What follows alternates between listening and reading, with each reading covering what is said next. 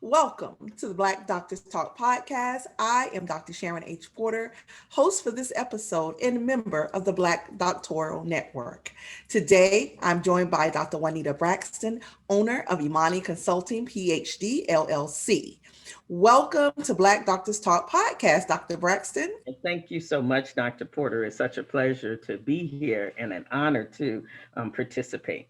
Thank you. So, if you would, I would love for you to start out by telling our viewers and listeners just a little about your background. Where does it begin for you? Oh, okay, sure. I'm happy to share. I am from Newburgh, New York, which is in upstate New York. That's where I was born and raised there. I went to high school there, and then I left to go into the military, actually. So I joined the United States Air Force and did 8 years there. That's where I met my husband of almost 39, well, almost 40 years now. We've been married 39 years in the Air Force and have been all over the country. Then I landed here in California in 1981. That's when I started really kind of focusing on my education and going back to school.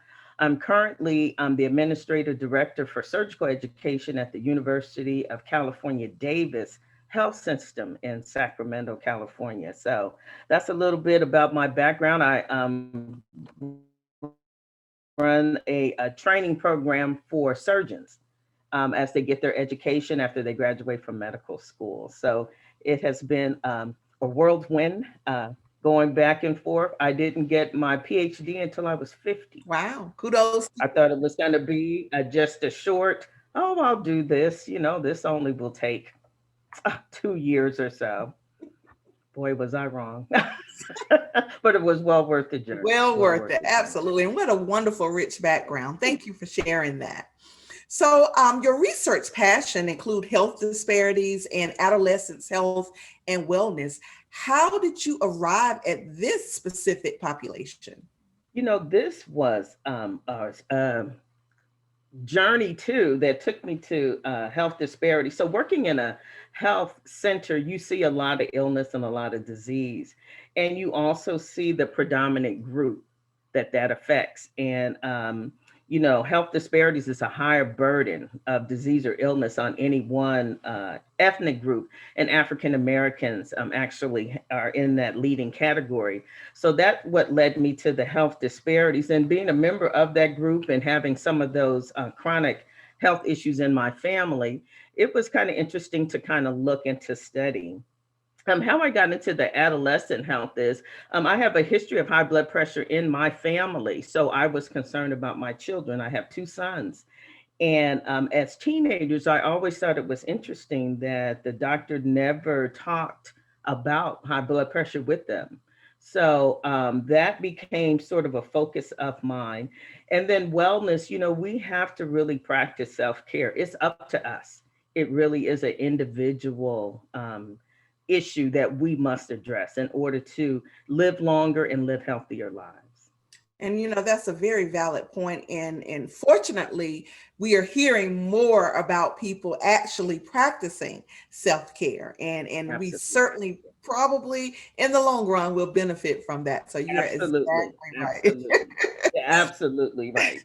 In the long run. In the long we're run. Still in that race, but absolutely. We're working our way to a better understanding of wellness. Yes. So who has had an influence on you professionally in your career? I think it depends on what part of my career I was focused on. As a young person in healthcare, it's a variety of people that you see that, you don't really realize they're having an impact. As a young administrator, I went to work in Oakland, California for a Black surgeon, Dr. Claude Organ, who was a trailblazer in his own right, but he was such a humble man.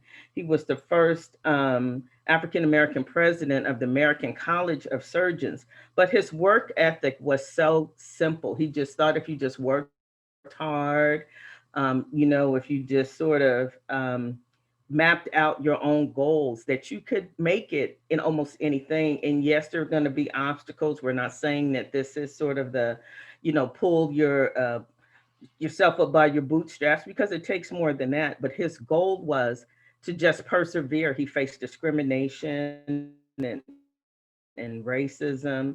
And then my own parents, they were working people. They were not college educated, but they believed in education and that it could change your life. And so I would have to say those people, plus the church. The church is sort of a captive audience, and it is ripe with benefits for teaching about healthcare, for informing our communities about healthcare. And so I would have to say those groups of individuals probably played the key role in my career. Thank you. Now, in your dissertation research, you used the health belief model, HBM. You use that as the conceptual framework to describe how the beliefs and attitudes influence provider high blood pressure. What were your major findings in this research?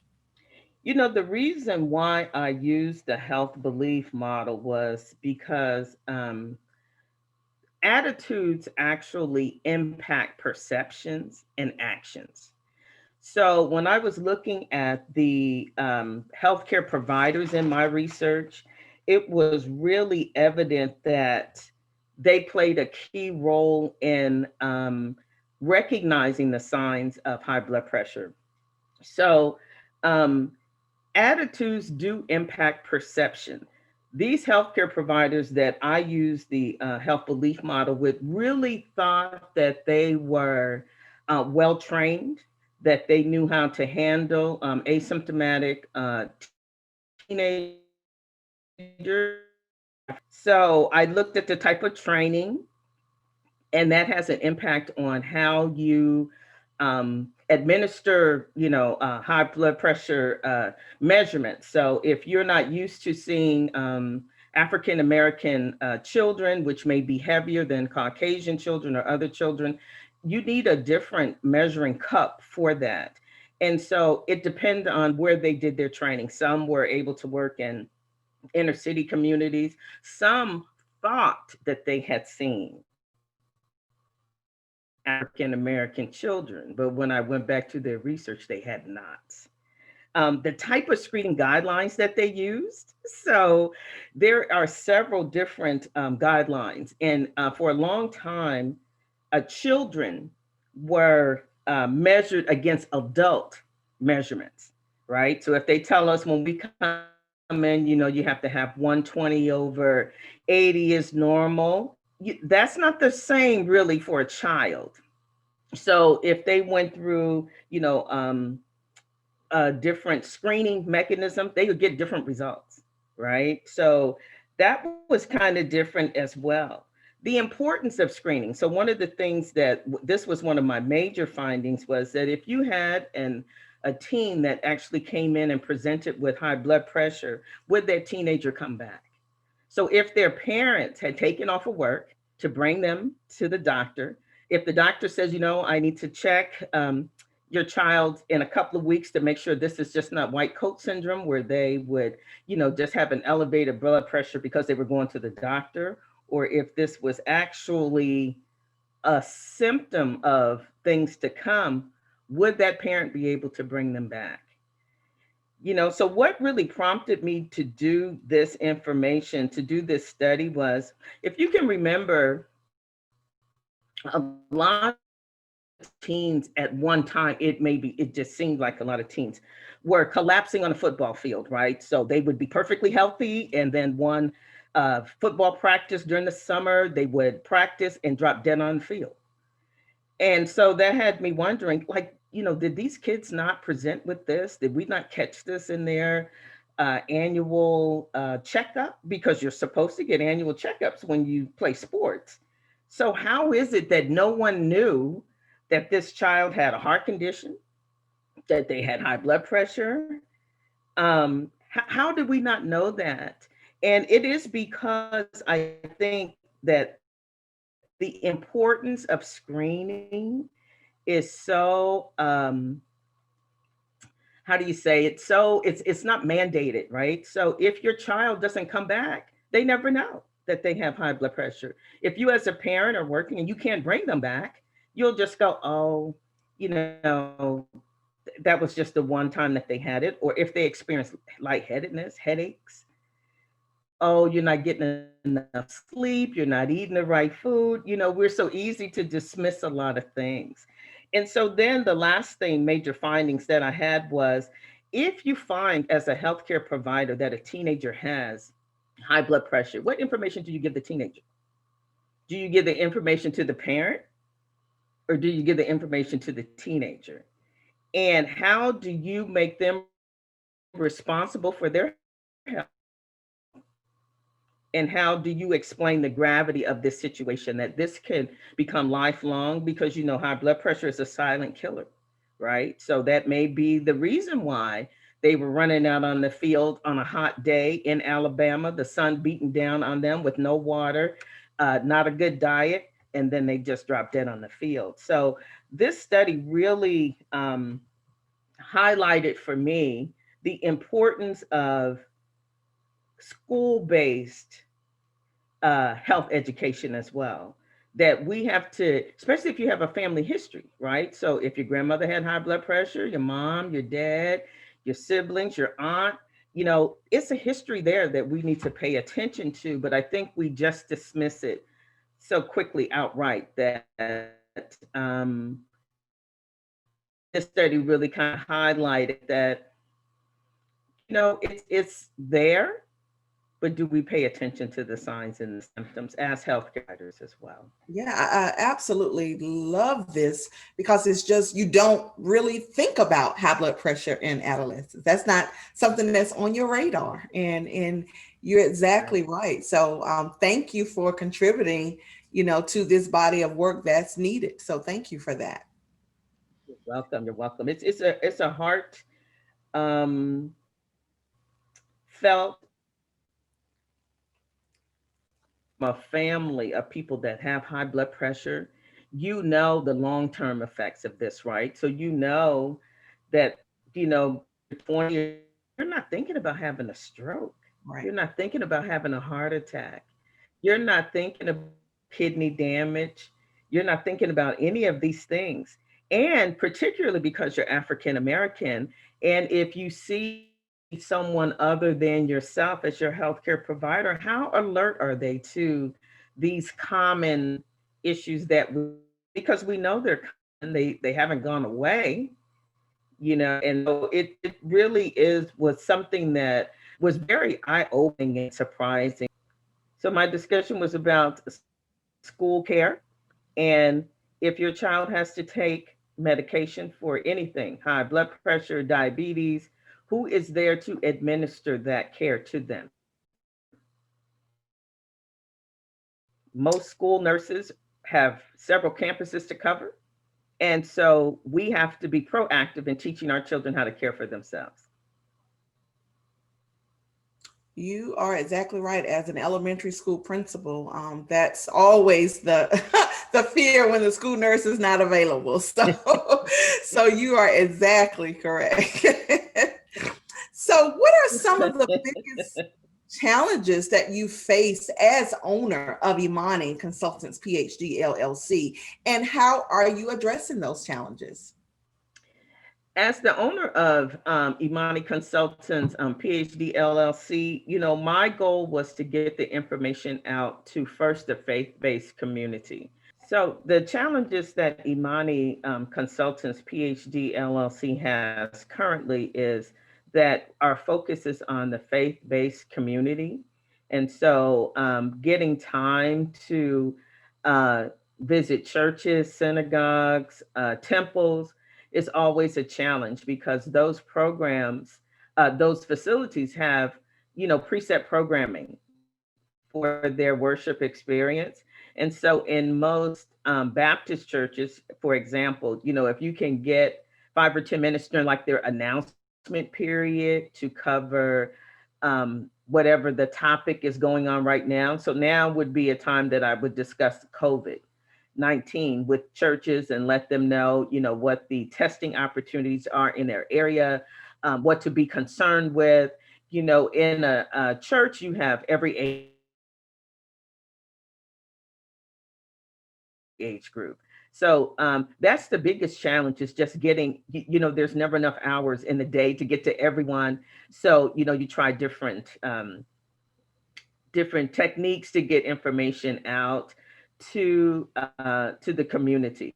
And since that is my focus, is right now working with churches and working with, other faith-based,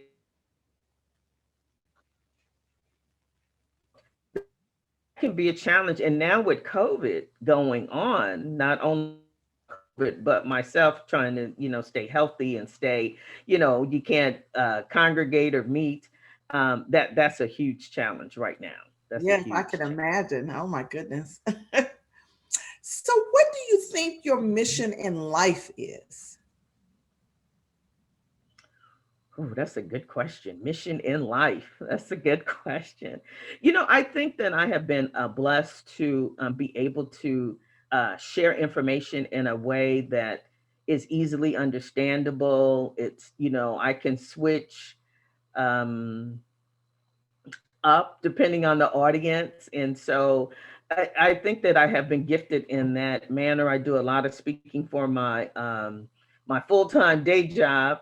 And so it has helped with Imani being able to go into churches and talking to senior citizens, talking to teenagers, talking to men, talking to women about the health issues that affect us. And I think that's my mission, is to just get the information out and to get it so that people understand it, make them have a safe place where they can ask questions, and to really, allay their fears. A lot of times we're just scared about different things. We won't go get tested because, we're afraid of what we'll find out. But, you rather know than not know. I love that. I do. Now, with so many changes in healthcare and things are going and coming, how do you stay abreast of the current trends that's happening in the healthcare industry? Um, as you well know, as a PhD, you read a lot. We belong to several different organizations. We get, emails. We belong on listservs where we get information sent to us. I belong to different organizations. I, drop into different webinars. And so, it is our duty actually to do due diligence wherever field we're in, to keep up with what's going on. And it can be a little labor intensive, but, you should have a way to figure out what's going on. Belong to groups that stay in touch, volunteer on different things so that you can be in the know. So, it's a challenge. It's a challenge, but we have to. We have to stay abreast because there's a lot of information and a lot of misinformation being Yes. shared. And that's probably the most important part right there. Yes. Because we have to be up to correct people when things are, when they're misinformed. You're Yeah. absolutely correct. Yeah, that is really the key, especially now, during this time of Mhm. COVID and the pandemic and people not working. And, there's so many avenues with social media that have put out easy information. And unfortunately, some people, and so it's our responsibility to sort of, where we can, step in and allay fears and give out correct information, especially if we hear it. We Yes. need to be able to have facts, though. We can't work on emotion. Well, I thought I heard. Well, that's not going to work out. We Right. need to have, facts and figures and reliable sources as well before we share any information. Absolutely. Now we talked a little bit about how did you got into your specific population. So now I want you to talk about your becoming interested in healthcare altogether. Where did that interest come from? I think my interest in healthcare came from my own family. And I think that when you talk, you have to sort of pick your topics, and people look to you for information.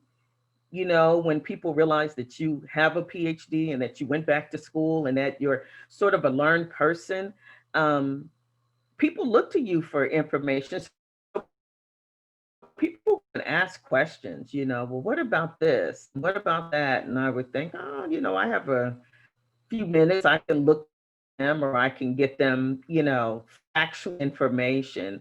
And so I think that reading some studies about healthcare really piqued my interest about, how far back things went. I think the Henrietta Lack story and my field is, one of the most well known, where they were harvesting her cells and not telling her. And so it was interesting. Was back in the day, that could have been my grandmother, that could have been my family members that, you know, thought they were going in for a checkup and people were injecting them with stuff. And it's your own curiosity too. I'm nosy by nature. And so I just want to know stuff. And I was just thinking, that those could be my family members, because I know people are so afraid when it comes to their health, and that we take it for granted, and that we also think that this just won't happen to us, and we couldn't be more wrong when we have the evidence stacked against us from the start, starting with the health disparities and then going all the way to wellness. So my um, sort of global interest in healthcare came from, my parents grew up in North Carolina in the South. So I'm originally from the East Coast, from New York. And so we would go south, that's what we say on the East Coast. We would go south, and then to see the living conditions, and, where people would go out in the garden and find herbs to heal them, because you didn't have the money to go to a doctor, or a doctor wouldn't see you.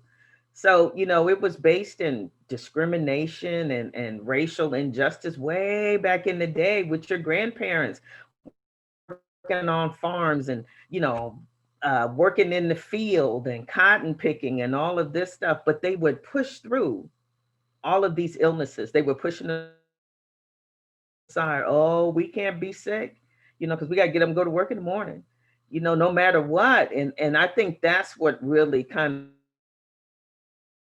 of, we were, and sometimes the more the illness, the more, harder we work, because we know something's going to happen down the road. So we're kind of stocking up, right? So we're getting overtime, double time, triple time, because we know, I may not be able to work in January. So my interest came from, probably my family overall, just in healthcare in general, and just seeing how unfair it was, and how hard it was for people to get to a doctor. You can't, we could just drive, those of us that are blessed with health insurance, we can call up and make an appointment today and be seen today. Our parents couldn't do that. Our grandparents certainly could not do that. The nearest doctor was what, in town? You got to get a ride, you got to wait, you got to get a ride home. Don't mention, purchasing medication. How in the world could you afford that? So it was just curiosity, curiosity. Wow, I love that. And I love that you followed that passion Yeah. to do that. Wow, thank you. Yes. So I read a quote from you. You believe that education must be personal for it to be effective. Yes. Can you explain that, please? Yes, I can. Part of Imani Consultants also was that I was doing some academic counseling for high school students, or any student. If you wanted to go back to school after years and years of being out. And so my first adjunct teaching was at a Bible college, and my best students, they were in their 60s and 70s when I was their teacher, and they made it so personal. They did not squander this opportunity. They thought this was the best thing going. It was a husband and wife couple, and he would carry her books to class. We would meet one night a week, and he would, they were just so excited to have the opportunity to go back to school. And I think education is personal. If you don't have a stake in the game, you won't do well. Going back to school for your PhD at any age is tough. But after you've, got a family, you got married, you got kids, you got work, and trying to juggle all of that, you have to have a personal stake in the game. And if you don't, you won't do it. Schools are giving away education. You can come for nothing, $1, and we still won't go. And if we go, we won't stay because it's not personal to us. It's not, we don't see where this can pay off at the end. And so that's why so many students struggle, because they don't have a personal stake. They don't see the end, like where this is going to lead for them personally. You may not become, the vice president of the United States. You may not do that, but you may get a better job. You may get your own company. You may be able to do research. You may be able to turn education so many different ways. And I've watched not only high school students, but adults, they want to go back to school because it sounds good. I'm going back to school to get my bachelor's, my master's, my PhD, but then the work comes, right? And if you don't have a personal stake in the game, that work will overtake you because you're like, I'm not doing this. How much homework is this? I already got my job. I don't need to do this. Then it's not for you. So you have to make it personal, and it has to be in a line with what you want to do or be, or you may need to do something else. This may not be the game for you, and that's okay too. That's okay too. But every man got to eat, so you got to figure out something. You got to figure out. What you said is so profound because every time I'm listening and I'm always thinking about my little elementary students, and that actually, is the reason why you encourage them to think about what it is that they want to be once they become of age, because then they are making it personal. And I'm just connecting that, Dr. Braxton, just from this conversation. I connected that. That's why you're asking them, what do you want to be? What do you want to do? Because you're making it personal for them. That's powerful. Yes. I'm going to look at that a whole different way now. Powerful. Thank you. Yeah. And that's really a key phrase. Because if you think about most of us that have gone on from education, if we can look back over our life to when we were in elementary school, and how many, Juanita, what do you want to be when you grow up? Or what do you want to do? Do you, are you an indoor person? And early on, that I was not a certain material. I knew early on that I needed air, and I need air blowing. I need to be in an office. So we always talk about successes. I want to talk about maybe one of your biggest failures. What did you learn from one of your biggest failures?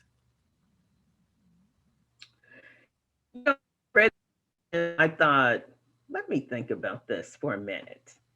I don't look at failures, right? So I think more of disappointments. Maybe something didn't go the way that you wanted. So, you're disappointed that you didn't take this opportunity that came. Oh, I could pass that up.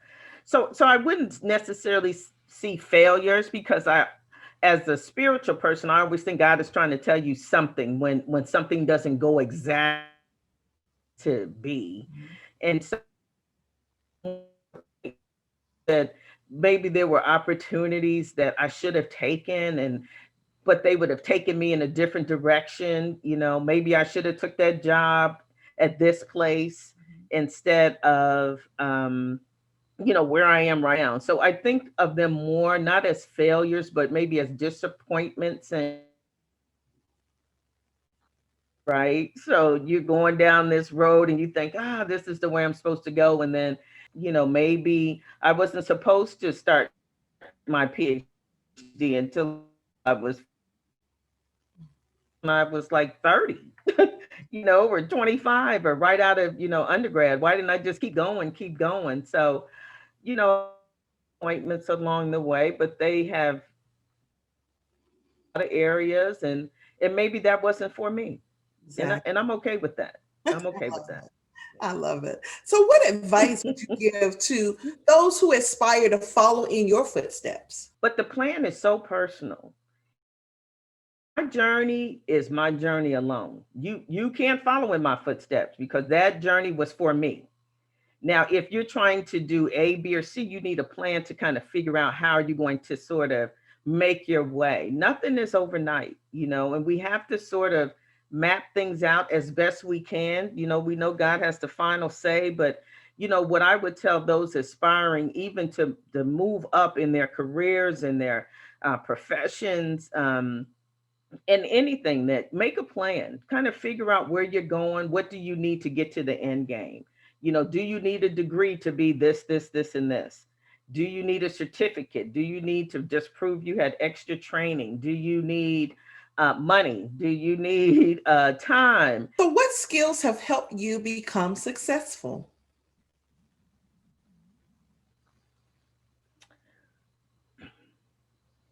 I think the skills that have helped me is that I know who I am. I know who I am. I know my strengths. I know my weaknesses. I know my own truth. I know what I can do, and I know what I can't do, and I know what I won't do. And so I am pretty firm in those areas. And I think that we have to know who we are as people and as an individual, and um, what can we do? What are we good at? I know I'm good at public speaking. I'm good at organizing events. I'm good at working alone. I'm good at working in a team. I'm good at taking advice. I'm good at giving advice. And so, you have to just kind of know yourself. And, I always recommend people do, all of these tests. I'm just a nut for, Myers-Briggs and Strength Finders and all of these things, because I think they kind of help us, see ourselves in a different light. And it's a lot of aha moments in Mhm. that where you go, like doing that, but I kind of do. Yeah, And it helps us sort of think in a different way. So I think just knowing who you are as a person and what you can contribute to not only your workplace, your company, society as a whole, that you know what you can do and that you're confident in what you can do. absolutely. So, what are you most proud of in your career? Whew, this has been a long career, Dr. Porter. Let me see. I'm most proud of I'm most proud of my work-life balance. Mm, That I did not work to the exclusion of my family, that I didn't go to school and forget that I had children and a husband and family relationships. I'm most proud that I struck a balance in doing that. I'm extremely proud of the work that I did to get my PhD because it wasn't easy, and it was during a time where I was a supervisor, I was a manager, I was a director, I was active in my church, I had children still at home. It that took some doing, and so I'm proud of that too. But I'm really proud that I have not lost myself along the way, that I'm still who I always was, even throughout this journey. And even throw people that throw roadblocks and obstacles in your way, you still have to be true to you. And so I'm yes. thankful for that. Thankful. That's awesome. And in the midst of all of this, you have your own consulting company, you're working in healthcare. How do you go about setting and reaching those individual goals for yourself?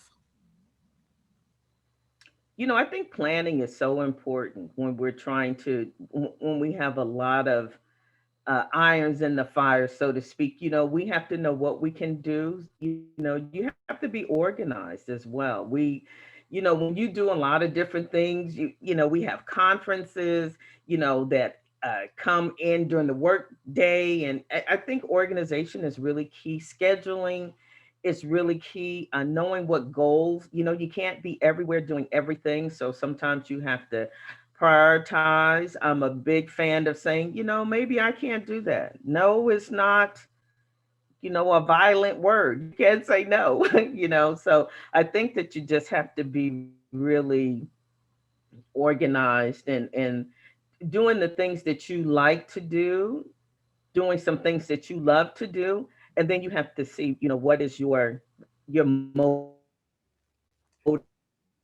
Why am I doing this? Am I doing this just to be seen, or am I doing this because it's going to increase, my awareness, my ability to help someone? So I think all of those things play a role in that.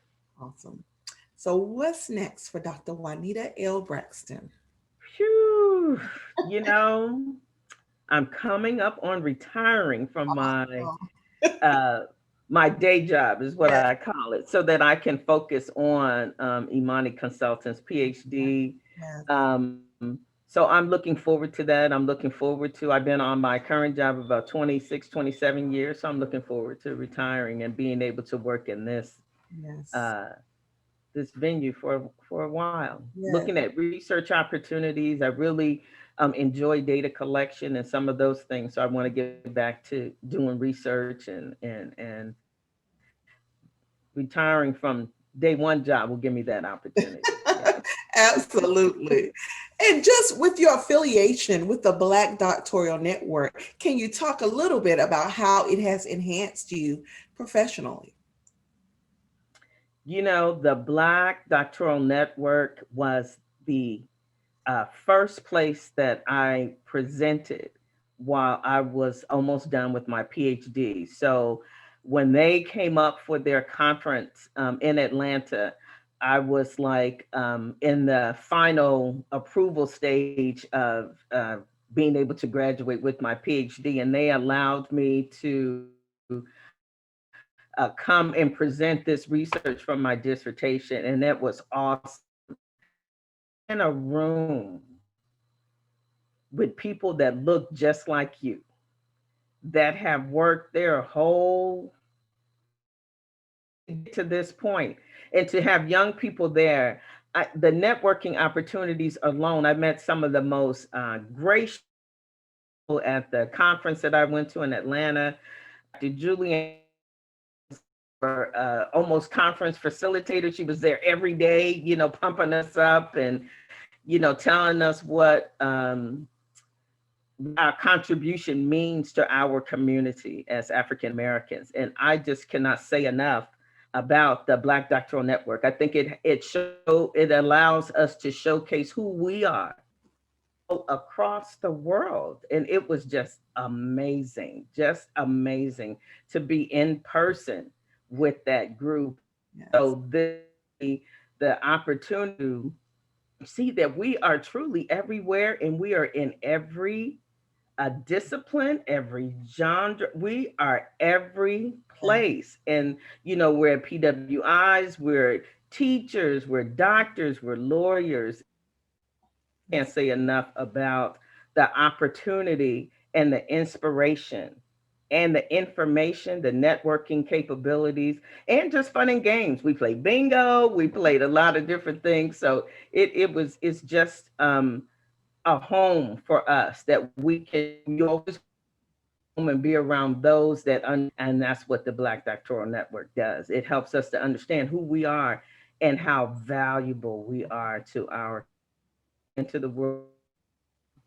awesome. Well, Dr. Braxton, I thank you for joining us today. This has indeed been a pleasure. Please tell our viewers and our listeners where they can go to learn more about you and the work that you are doing. Thank you, Dr. Porter. It has been a pleasure to talk to you today, and to the Black Doctoral Network for inviting me. This has been just an awesome experience to just share what I do every day. I can be reached on Twitter, of course, at Dr. J. Braxton, on Instagram. I have a Facebook group, Imani, well, and people can reach me those platforms on social media, or even at my Gmail address, which is Imani Consultants Google my name and I'll pop up. I love it. Please be sure to stay connected to the Black Doctoral Network and connect with us on all of our social media channels. Thank you for joining us today for the Black Doctors Talk podcast. I am Dr. Sharon H. Porter, and we hope you will join us again next time. But for now, be sure to like, share, subscribe, and tell a friend.